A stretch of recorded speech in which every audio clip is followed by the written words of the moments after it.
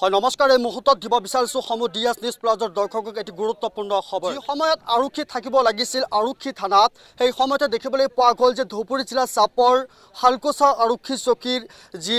আৰক্ষীসকল আছে তেওঁলোকে বন্দুক থৈ নামি পৰিল উদ্ধাৰ অভিযানত কৈছে ইতিমধ্যে কিয়নো ক'ব লাগিব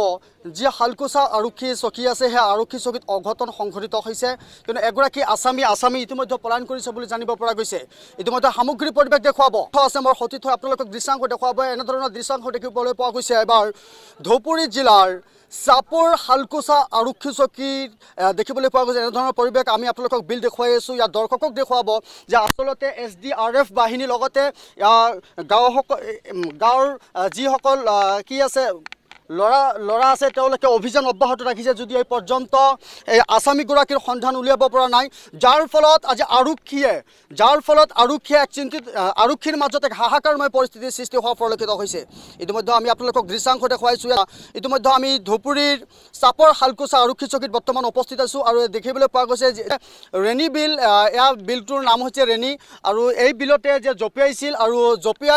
যিজন জঁপিয়াইছিল তেওঁৰ নাম ছফিউৰ ৰহমান বুলি জানিব পৰা গৈছে আৰু চাপৰ হালকুচা আৰক্ষী চকীৰ অন্তৰ্গত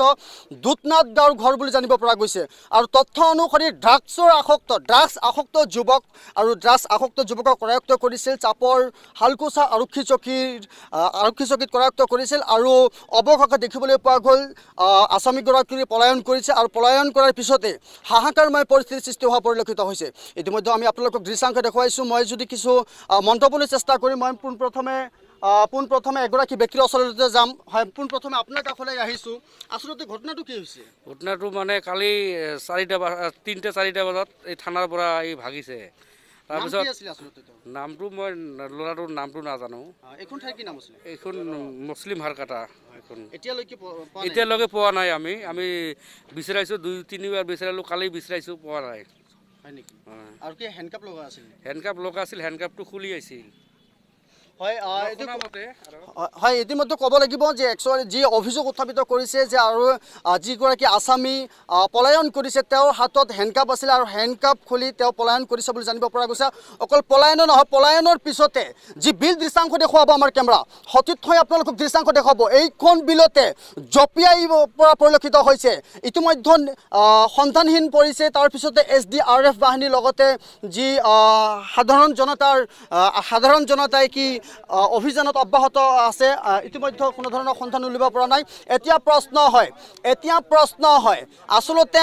ধুবুৰী আৰক্ষী অধীক্ষক লীলা দলে এই সন্দৰ্ভত কি মন্তব্য কৰে বা তেওঁ কি পদক্ষেপ গ্ৰহণ কৰে সেয়া পৰৱৰ্তী সময়তহে লক্ষণীয় হ'ব যিকোনো খবৰৰ বাবে যোগাযোগ কৰক 7099017330 লগতে 7099017110 নম্বৰত